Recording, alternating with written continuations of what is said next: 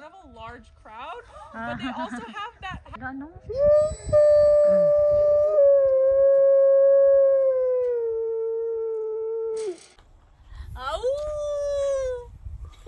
Is your answer? Balls. And Dito. What's your wolves are vicious and aggressive animals. True.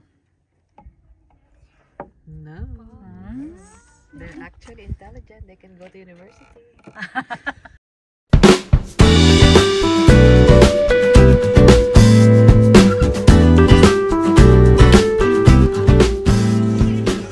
Hello world! Welcome to Yamnuska. So we're going to see my cousins, my wolves family. So watch out guys, come on down. Let's go! Let's go, let's go.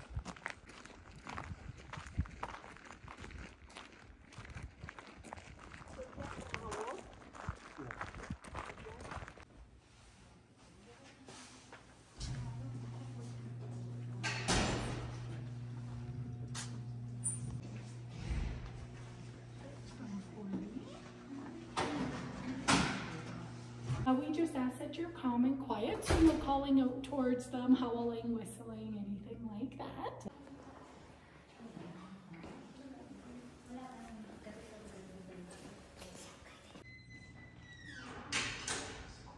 Look at the first wolf. There you go. Yan. So her name is Ilva. Oh, from the Canadian facility. Ilva came to the sanctuary at the age of 4 months old and transferred from a rescue. Oh, that's guys. So let's go further. Where's Nova? Where? Where?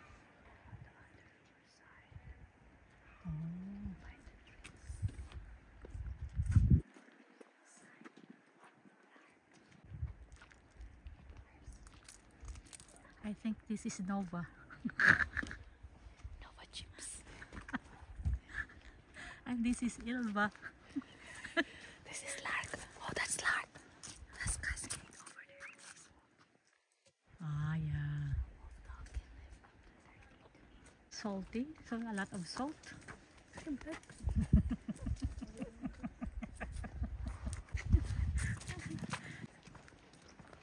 Yan.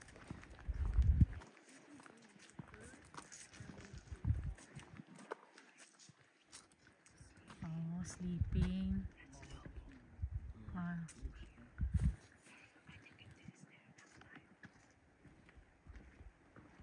There.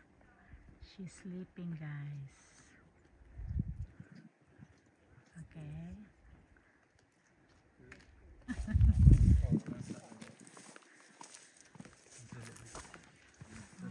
Oh, two of them. The lucky 7. Oh my gosh. So we are the lucky 8. Okay, guys. This is the lucky 7 wolf dog rescue. In June 2022, Yamnuska Wolfdog Sanctuary launched a mission to rescue 7 wolf dogs from northern Alberta. Oh. Ayan guys, ayan ako ha. Lucky 7. Ayan. And they are there. 2 of them are there. Ayan o. There. Lucky strike. Lucky 7. Ching ching.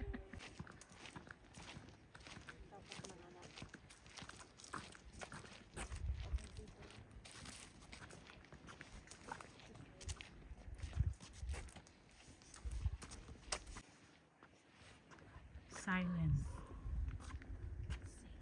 Upper Mid. Birthday 2015. Oh.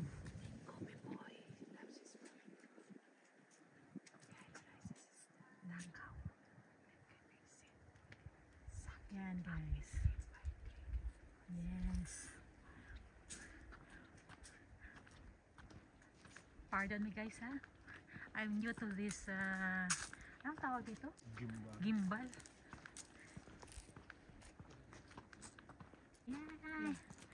So this is the temple. Shaolin Temple.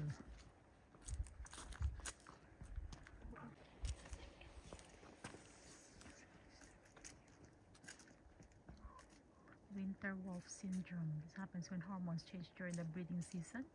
Wolf dogs can be grumpier and more aloof than usual during this time of year. Oh.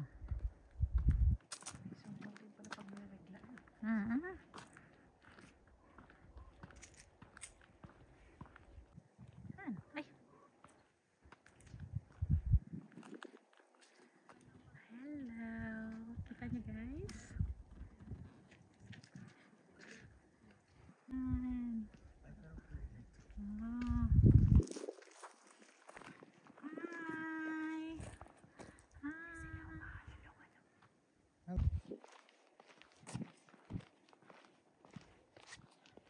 Welcome guys.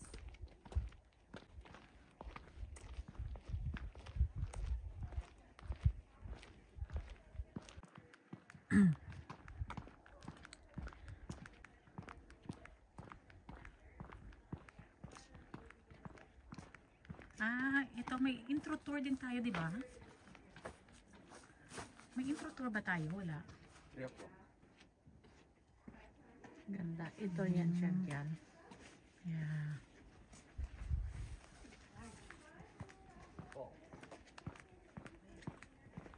Ano? I have an exam. What is your answer? Balls. Saan? Dito. What's your... Wolves are vicious and aggressive animals. True. No. They're actually intelligent. They can go to university.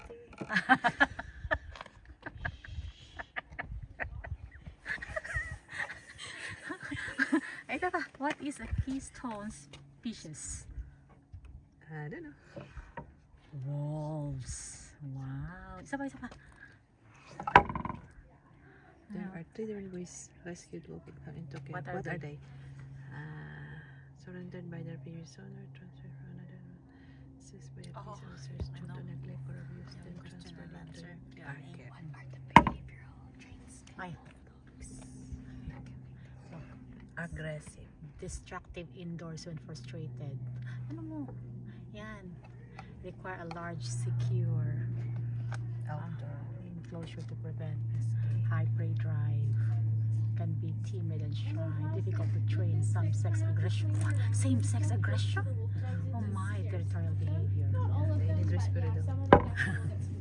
Let's go. There's a wolf there. What is the time for no? 3:30? 3. 3? I'm not What time is it? It's 2:45. Oh, Yeah. wait, it's almost not 5 here. Hindi. The black one, guys. Look.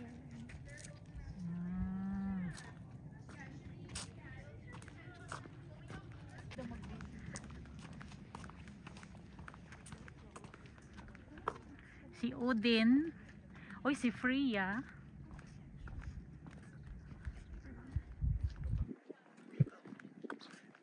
Oh, si Eugene promoted. Camera woman. Promoted. Thank you, Tay. Promoted na sila camera.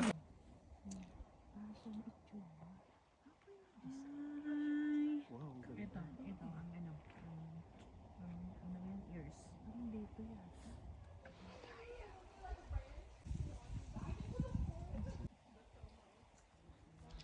Hello. Hi. Oh my gosh. It's like I could hang out, I could have a snack.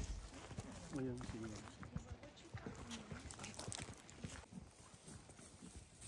Alright, welcome everybody to our 3 o'clock activity. My name is Darby, I'm an animal care specialist here, and welcome to our temple pet. This here is Eska. She is a high content wolf dog, so she actually has anywhere from 80 up until about 98% wolf in her. Eska actually lives here at the sanctuary with her 2 siblings, her brother Arlik and her sister Juno. But unlike Eska, they are quite shy and timid of the public, which is a pretty common trait, especially with a high content wolf dog. But Eska has really found out that if she is brave and confident in front of a bunch of strangers, she gets all the extra kind of treats and enrichment. Yeah, which works really, really well for her because Eska is actually who I like to call the peacekeeper of the pack. She is the most submissive, so her sister and her brother sometimes do steal her food. And she'll let them, she'll just run away to maintain the peace, and she'll be like, I'll get the next food. But yeah, she gets fed on these activities often, and she gets all the extra kind of treats and stuff. A bunch of treats for Eska here. It's just a bunch of raw meat and tiny little kind of shaving forms that she can walk around and find as I talk about her. So yeah, I'm just gonna do that here. Quick second.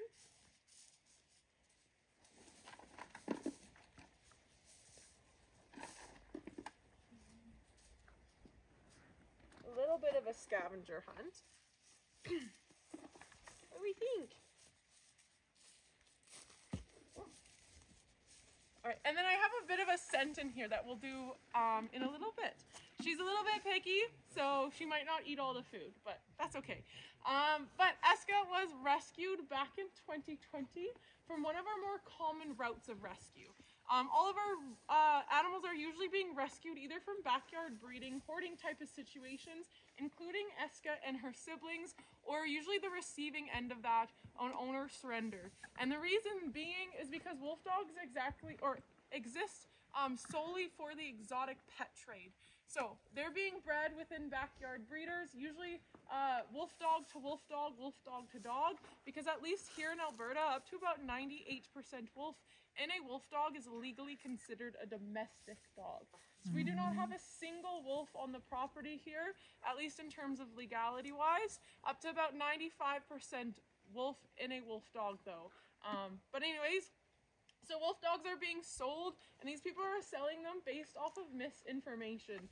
Big part of that is saying this is an animal that looks like a wolf and acts like a dog, and people usually like to adopt them for that cool factor, and then realize that this animal does not want to live in their homes or be a part of their life, and they just become incredibly difficult animals to keep as a pet, especially in a domestic setting. And what I want to talk about, the wolfy genetics that we can't train or nurture out of them, those instincts really are a very strong flight response, believe it or not. Wolves are extremely cautious animals, and they survive out in the wild by staying as far away from people as possible and by running away. They run away from their problems. They were built for it. They're very, very good at it. So a wolf dog of any content level, they lack this natural affinity towards people. Where our dogs, over 20,000 plus years of domestic dog breeding, we've bred dogs to rely on us for survival. So that's why they make such great family pets. That's what makes them good working dogs, trainable, all those kind of things, is because they want to be around people and they want that sort of affection.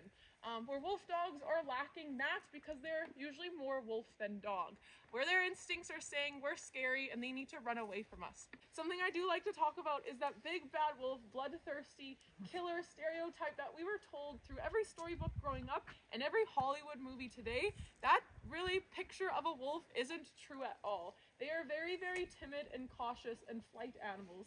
And in terms of wolf dog ownership, even if that animal only has 20% wolf in them, they usually become really, really uneasy in small spaces, even if that small space is a collar and leash, a car, a large house, a living room, or even a large backyard. So they start to become really destructive, escape artists, and just really, really behavioral challenging in those sort of ways. High contents are a much different story, as we have more of those wolfy genetics showing up, more wolf-like behaviors, a much more aloof personality, those kind of things.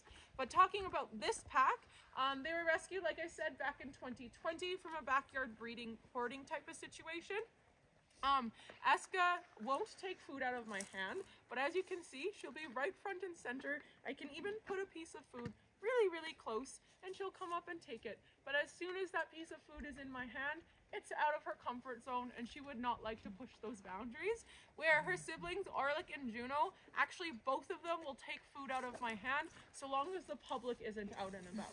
But this pack actually has a very, very well bonded relationship with one person here at the sanctuary, and that is Alex, our operations manager. She's been at the sanctuary for over 10 years, and when she comes into this enclosure to greet the temple pack, they melt in her lap like puppy dogs. I've seen it happen where Arlic gets so excited, he's even peed on her before. They absolutely love Alex, but it took her 4 years to even be able to pet Arlic. And now that they're comfortable with her, they're good. That's their one person. Other people can be in their space, those kind of stuff, but sometimes just that one person is enough, and everybody else is just, yeah, oh, you're you, I'm me, we'll stay that way. Yeah, kind of thing. But yeah, ooh, I have one question for you guys, because sometimes people are really good at answering this. We usually see 3 different domestic dogs bred into wolf dogs over and over again. German Shepherd, Husky, and Mountain Dog. Oh my goodness, German Shepherd, Husky. One more, it starts with an M. Oh. Yeah, Malamute, good job. Well, you finished that before I could even ask. You were ready, we were ready. Nice job. Okay, so yeah, we see those dogs, those domestic dogs in our wolf dogs almost over and over again when we do DNA test them.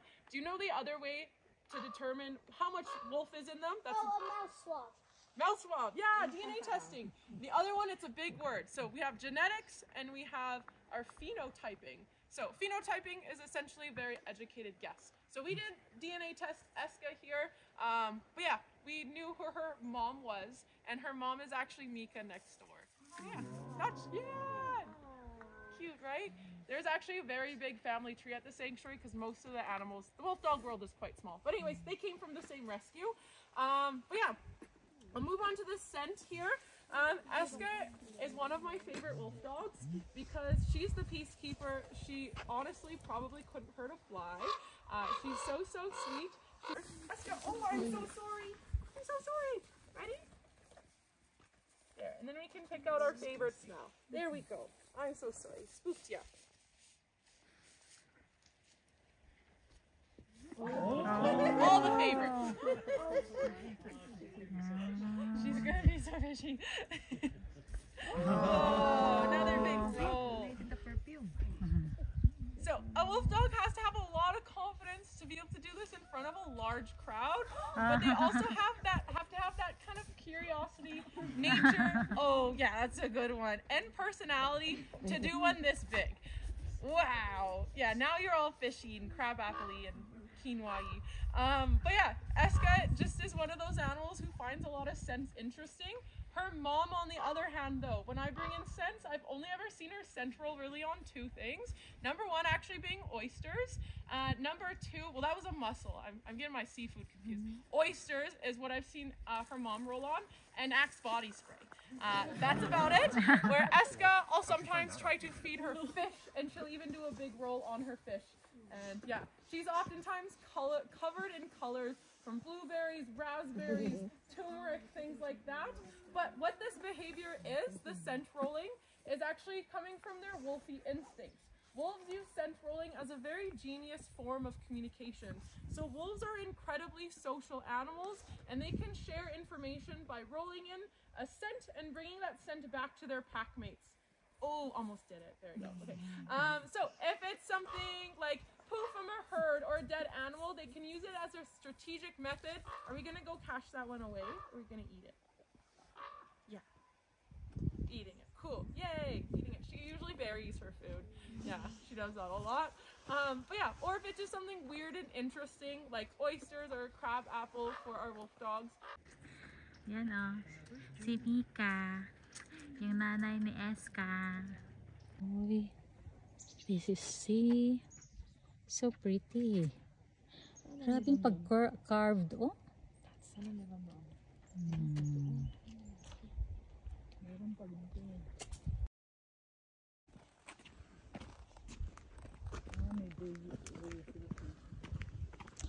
Oh.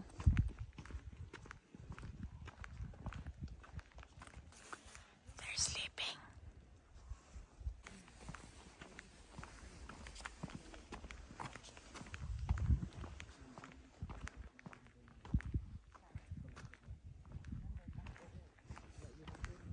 Tirwit, tirwit, tirwit.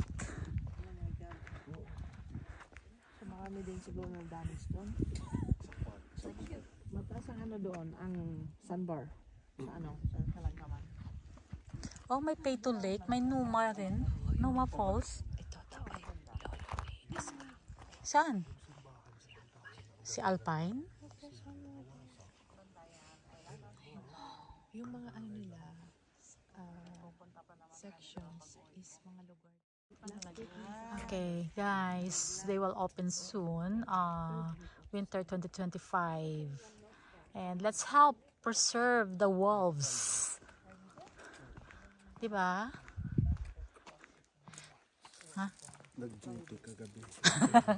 Kaya nga. So, te, what can you say about our trip here to, anong tawag dito?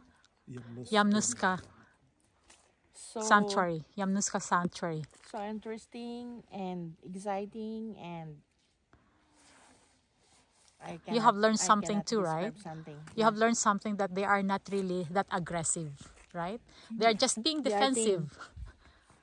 More so, right? More so is they are defensive, right? Yes, they are just. They were being misunderstood as Yeah, but ano. if you know the nature of the wolf, you will love and admire them. Yeah. And it's good that we were able to to contribute, no? Yeah. Sa ganitong nila ba? Tawag doon? Yung mission nila na to preserve really the at education din sa mga tao about the wolf dogs, no? It's a huge sanctuary.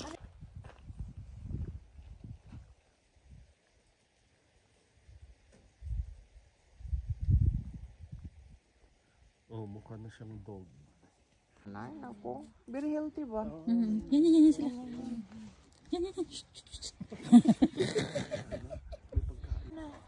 Yan.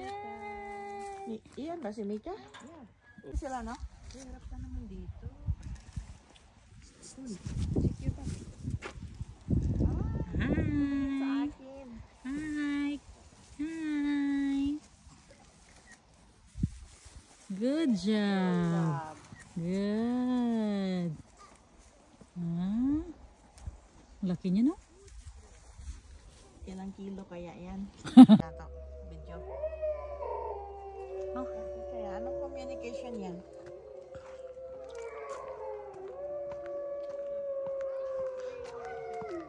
Oh. How about you, Sika?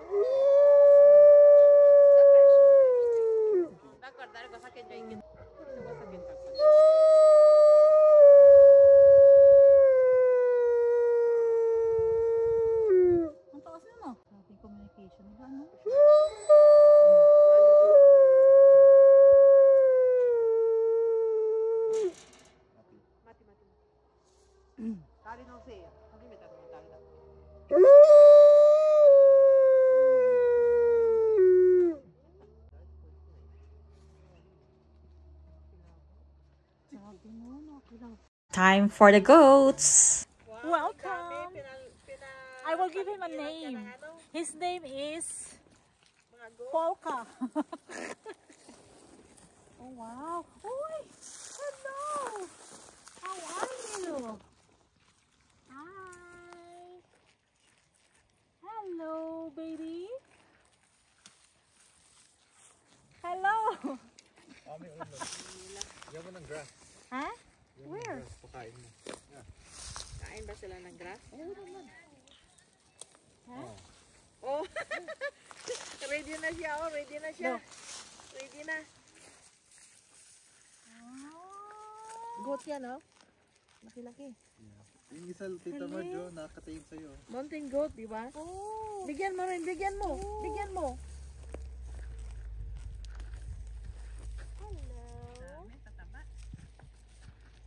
Mga ilang kilo kaya yan? Malaki.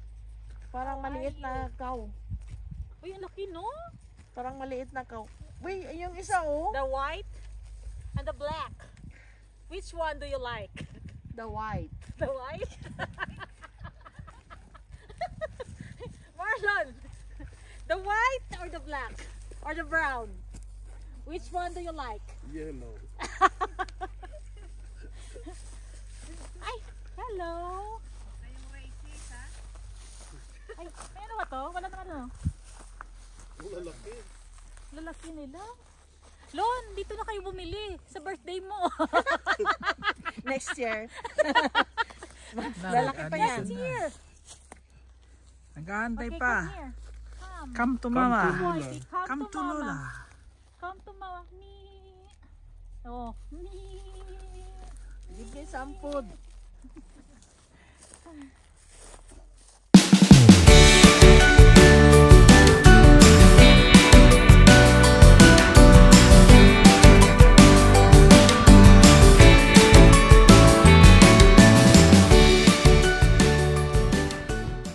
Hello guys, I'm with Lola Aya. Have a special collab. Hello guys. Hi. You already met Jermaine. Yeah, Jome from the series. We're at Yamuska Wolf Sanctuary. Yeah. Trying out the new Insta360. Please add sponsor. Sponsor. Here you go. There you go.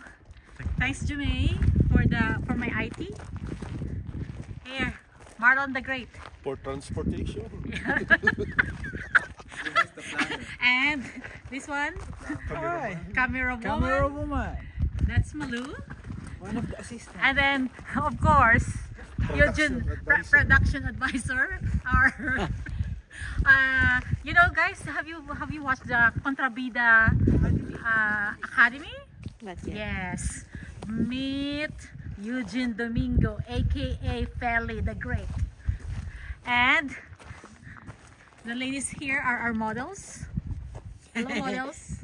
Hello. And our financer. What? Where did that come from? Hello, financer. I'm not the... And look, meet our friend there. Thanks, Jume, for this dual. I'm not a techie person, that's why. That's Jume, our IT here. What did he do? Oh, it's a dual camera? Dual camera. Oh, you can pour your face and... Camera acting, action. That's our star, Eugene Domingo. Thank you. Yan. So, gusto mo? Ito, Judith, ano yun? Ito yung dual pala. Yan. Ganda. See? And our model and also our dancer. Yeah, that's the one. So, these guys are the Wolfgang. Yeah, the Wolfgang. Oh! Oh!